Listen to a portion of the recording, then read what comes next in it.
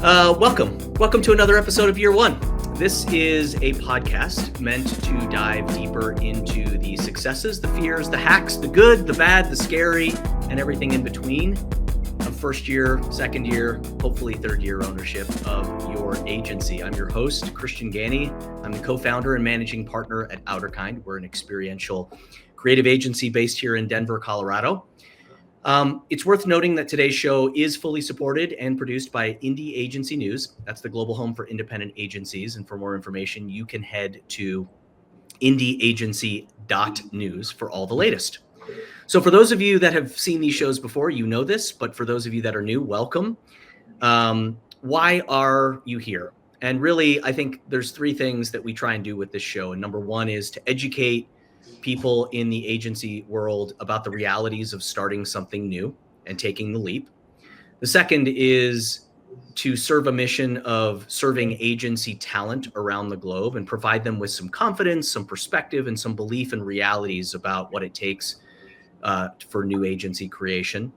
And then lastly, if we do this right, it really is an output of inspiring the audience. And with that, I'm really excited to introduce my guests today. You guys know I love the daily double episodes where we have two guests instead of one. Joining me today from Rise, New York are Cristiano Abrahao and Flavio Vidigal. How did I do on the names, by the way, which is obviously the first question I need to ask? Pretty good. Yeah, I mean, I think it's a 7 out of 10, truthfully. Well, welcome to you both. I know one of you are in Brazil and one of you are in New York, so appreciate the time. Flavio, I wonder if I could, just start with you. I often love these types of questions. What's in the name? Why did we name ourselves Rise? Is there something behind that the audience should know? Well, yes, plenty. A couple of things, right? There's two main things, actually. The first one was I don't want to paraphrase the guy, but basically, how could we make advertising, rise again in this industry? It's almost like I felt we've been hijacked by these financial firms. A couple of my past 20 years, looking, and so what's the problem with creativity? Really, we live in the creative industry, right? Like back in the day, David Ogilvy and all these guys, they were all creatives and businessmen, right? Like there's nothing that against you being a creative guy and also being a manager and responsible financially. And so it's basically trying to kind of make that creativity rise again. I think that's the one thing. And on the talent side, also, right, like creatives taking ownership of the business. So pretty much going back in the day, like I said, the David Ogilvy era, even if you go more recently with Dan Whiten and the John Kennedy, there's no reason why we can't do this ourselves, right? We don't need a bank to manage our business. We don't need people looking after us and almost hey, you should be doing the thing that you do, which is kind of being an artist or whatever. So yeah, I think we have a vision enough and we're grown-ups enough to take the lead and lead both, right? Lead a business and also be a creative powerhouse. I think that's what's behind Rise, because it's more about not trying to be so deep, but it's kind of can we rise back again in this creative industry, which is, to me, very weird that we call it creative industry and we're led by financial. Yeah, look, a creative business that's led by bean counters is a recipe for unsuccessful ventures, let's just say. So we are in complete agreement there, especially as independent agencies, which we are both. I guess, Cristiano, the work that I have seen Rise produce sort of speaks to that in many respects. There's a depth to it.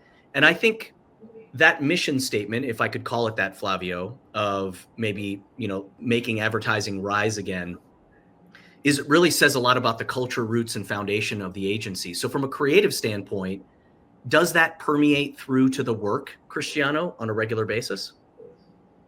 Yeah, I think it's something that is embedded in the company, right? From who works here to everything, the way we approach the briefs themselves and the way we solve them, because the idea is to have an agency that doesn't forget that the only reason we are not in banking is because we want to make great work. Otherwise, if it is for the money, we should be all in investment banking, right? So I think it is name does help us to remember why we're all here, and I think it's to add to Flavio's comment. I think like we are always solving everybody's problems, and we always strategizing in our industry. We always strategizing for everybody else. Why can't we strategize for ourselves? I think Yeah. we can also be in business. I forgot to give a warning to any investment bankers who may be listening to this show, because clearly this is not the place for them. I mean, I'm in complete agreement, right? Like, our business is creativity, and we tend, and maybe I'm speaking for you guys, so please correct me if I'm wrong, but we don't necessarily do it because we're interested in Excel spreadsheets and the outputs financially. We're interested because we want to really do good work and change maybe behavior or change perspective. And so, Flavio, let's get back to like maybe the starting point, because I think that's really interesting to this audience. I'd like to ask you, what was the moment you knew that you needed to start something new? What was the initiation of that thought? Talk us through sort of what that looked like. Well, on a personal level, if I could bring a little bit of vulnerability here, is burnout, right? I was completely burnt out on agencies.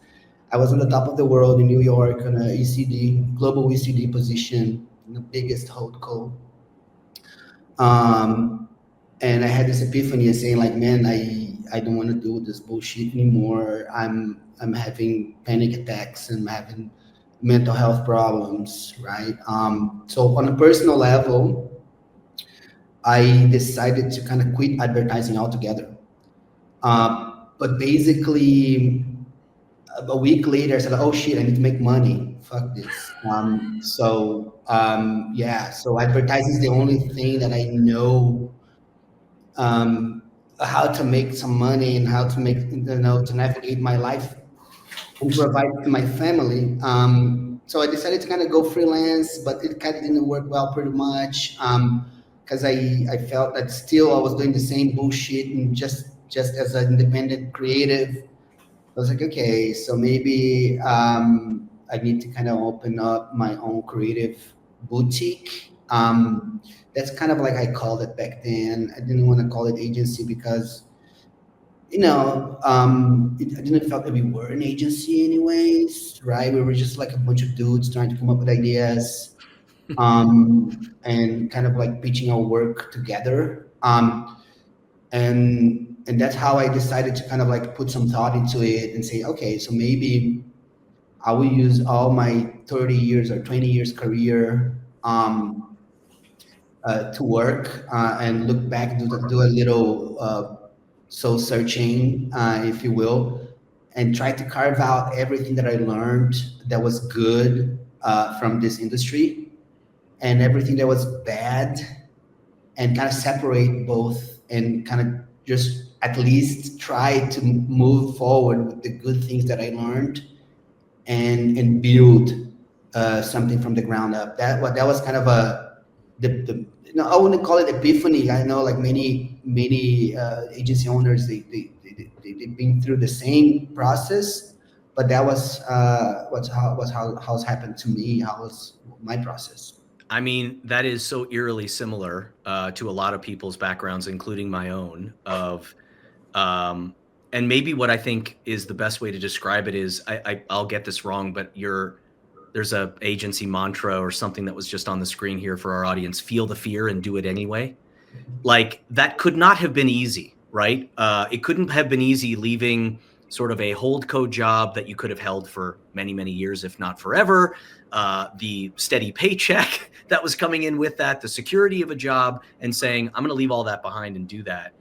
And Cristiano, I know that you've spent some time on the larger holdco side of the equation as well. Creatively, can you tell me a little bit about why you decided that this was also a good choice for you? Yeah, so I did work on big corporations before, and you name it, all of them. Um, where I was like, I spent a lot of also full time. Sorry, I'm gonna start again. Yeah. I did work. I did work in corporations before, and eventually I decided to go independent because there was a way I could choose the projects I was working on. So rather than like be on a retainer where we had to do all kinds of things, I thought, well, I can use my time in doing the most interesting things out there. I create better work. I do things that I like, and I don't have to be part of the machine.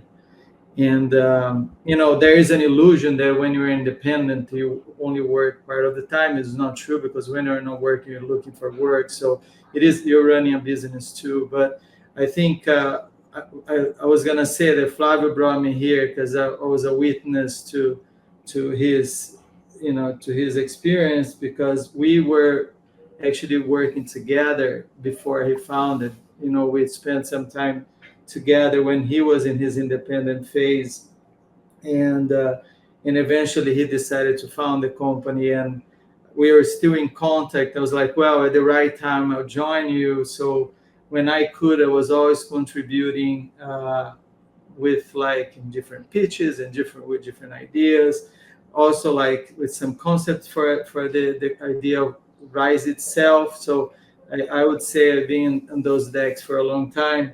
But I think the idea, what it brings Rise to me as a place that I unites with my point of view, is that we're still doing very similar work I did as independent. We are choosing for these very interesting projects. We're a small agency. We don't have a huge it doesn't cost us as much.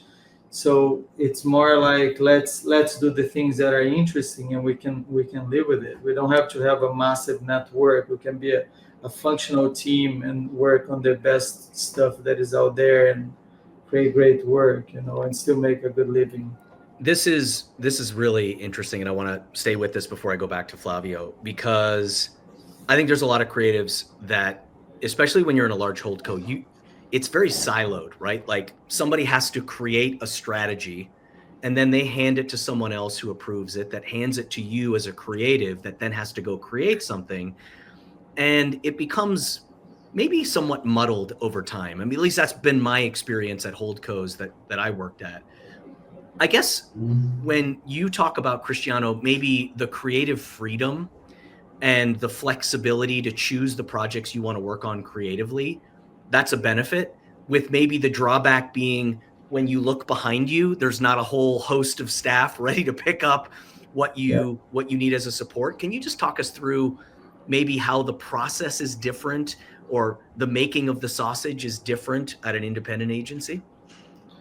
I think you just have to be sharper, right? You have to know, pretty well who can do what well, and everybody just doing their best to achieve. I mean, you don't have the fat in the sausage, right? You That's just right. make it just becomes very lean and smart. That's kind of what it is, and it works. Somehow, sometimes managing a smaller team is easier than manage a bigger team, because a lot goes to waste in the bigger team. When you're working and you're part of, there are 5 teams working, you are one of them, let's say, and you're working for a CCO, maybe there is a chance that your work is not gonna come see the light of the day. Maybe the other team gets along better with the CCO, but when you work with a smaller team, that's all you got, and that's, they know what it comes out is their work, so they're also going to work way more for that. There's something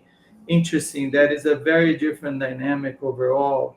But I think it's like being able as an agency to have a point of view in the projects we work also brings a special kind of client to work with us. I think it's everything that, and it's just more, let's not make something, yeah, let's not make something huge that we're not going to enjoy anymore.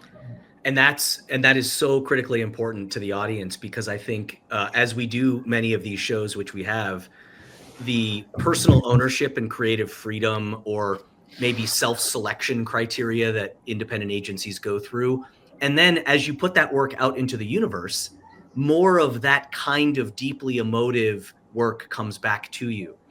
So I'll come back to you in a second, because there's a question I want to ask you about in just a moment. But Flavio, I have to come back to you with respect to, early days. Okay.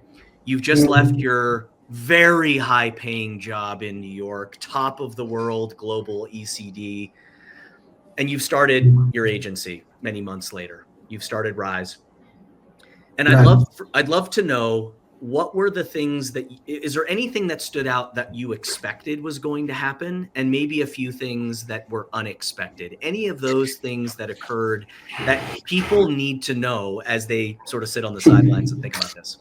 You gotta be prepared for the failure, right? Like, and be able to handle the failure, because like the first year, that a big failure. Okay. We're pitching like motherfuckers. We're literally like going crazy after clients, big and small, trying to reach out to my contacts, because the thing that I expected was, oh, I have a huge network of clients, in which most of them are in different companies right now. So that won't be like a conflict of interest. Right. So I could reach out to them. They're all like CMOs and brand marketing directors and all that. I was like, okay, that should be easy, right? Like I will just call them. Just, oh, Flavio, it was so nice working with you at Ogilvy or whatever. And yeah, sure, I'll handle to you my big brand account. And unfortunately, nobody actually picked up the phone, right? Like to talk to me. And we were talking to long lasting relationships, right? Like me being servicing people and CMOs for 2 3 years sometimes in big rooms. And when I decided to go independent and open up my own shop, apparently I was beginning of my career again, right? Like Yeah. even though I had like 20 years in my on my back, right, working from China to Europe to New York, winning over 60 international awards and all that kind of shit, right? That doesn't count much. So you start from scratch, and the first year will be a failure. So you have to be prepared for that, right?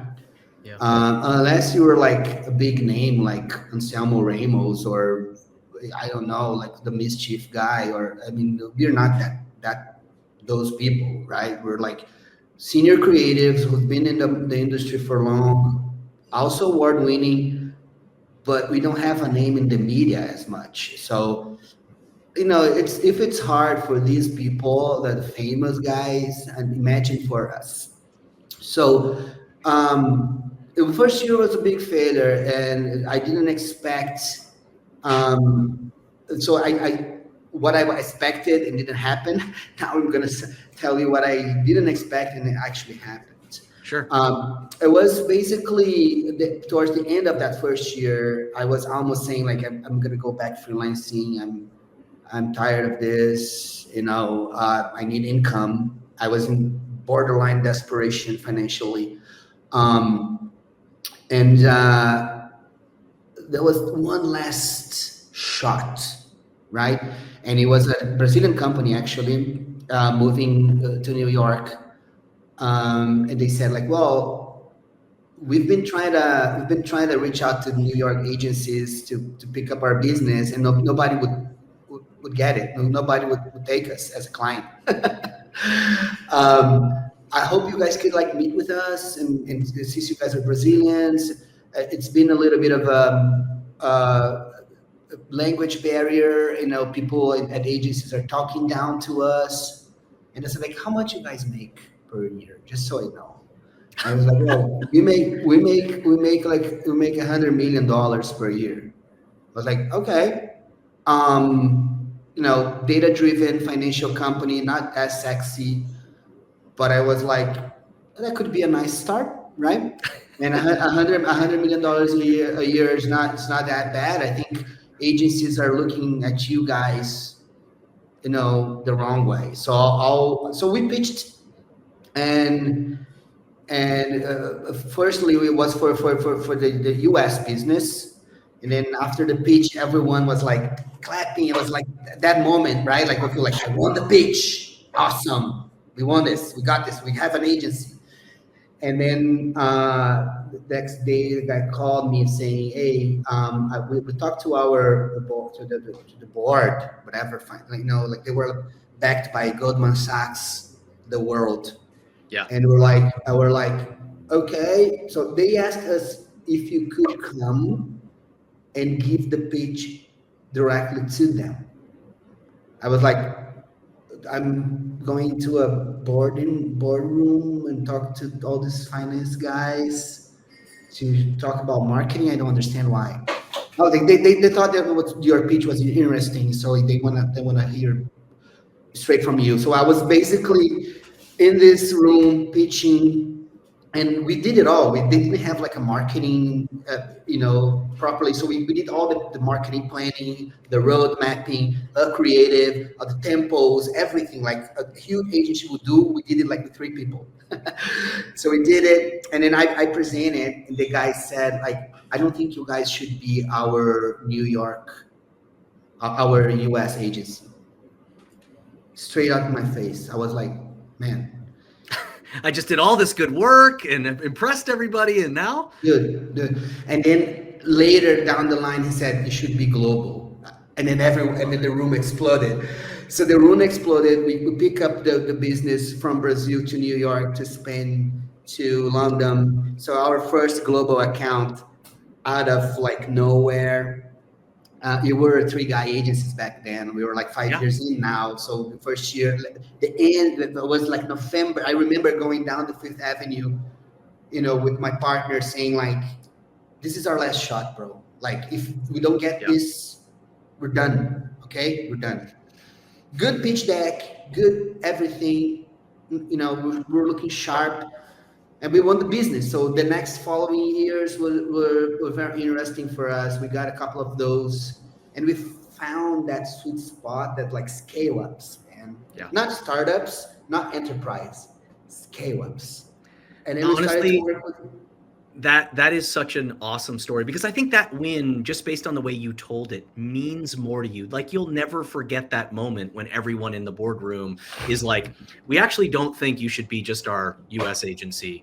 You should be our global agency. And if you're an independent shop, I feel like that has such an emotional quotient to it. That is an awesome story. I want to ask like 27 more questions about it, but I do want to get to what I think is maybe my favorite part of the show, which is agency rapid fire. So here's what I'm going to do. To close out the show, I'm going to ask each of you a question, and it's the first thing that comes to your mind. I'll start with Cristiano and then go to Flavio. Same question for both of you. Here we go. Are you guys ready? All right. Yep. Cristiano, the first question. All right. Remember, we're trying to do this in 60 seconds. How long should a brainstorm really last, Cristiano? 15 minutes. Flavio? 15 to 30 minutes max, so you can get to the point quickly. You guys should be working together. You both have the same answer. That's great. Flavio, start with you. Last thing that made you belly laugh at work? Last week. What happened? Cristiano and I were working on this pitch on Google, and we just had one idea that just made us like, laugh our ass off. That was all. Cristiano, I imagine it's the I same mean, answer, or is it it something? is the something different? same because it's last week, so it's still laughing. All right, Cristiano, most overrated word in advertising right now is what? AI. Same answer. Flavio, go. I would say AI too. It's kind of overrated, and even though we know importance, but I think we're giving it too much credit. Yeah, agree. Flavio, what's one trend in advertising that you secretly hope dies very soon? Buzzwords. Cristiano? That's a good question. Let me think. I don't 3, have an answer for 2, that. 1. We're skipping. We are going to the last question now. Cristiano, I'm going to start with you because this is right up your alley. Okay. Who would you bring in for a creative session who's a guest making a cameo appearance? So who would you bring into that brainstorm with you that you'd really like to ideate with? Like a creative. Anyone.